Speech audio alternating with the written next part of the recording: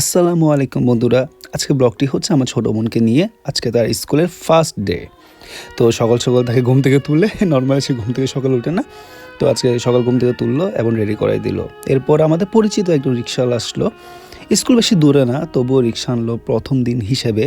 তো আমরা রিক্সা করে রওনা দিলাম তার স্কুলের দিকে।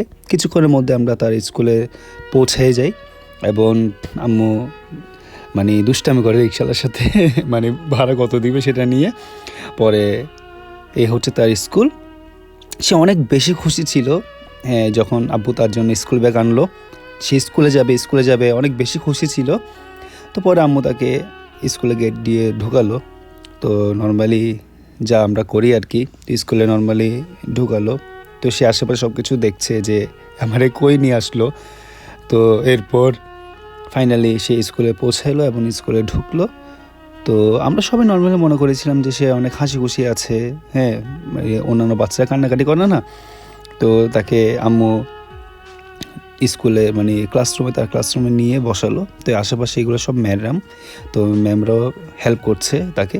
তো সে অনেক হাসি খুশি ছিল। একটু তাকে মুড অফ দেখা দিলেও সে অনেক হাসি খুশি ছিল।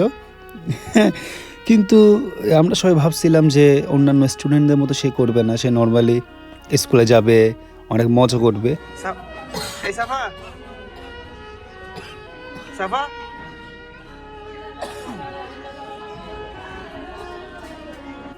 কিন্তু হুট করে সে যে কান্নাকাটি শুরু করলো, আমরা সবাই অবাক হয়ে গেলাম যে এত হাসি খুশি ছিল সে কেন এত কান্নাকাটি করছে। তার কথা হচ্ছে যে আম্মু ক্লাসরুম থেকে বের হতে পারবে না, আম্মুকে তার পাশে বসতেই হবে।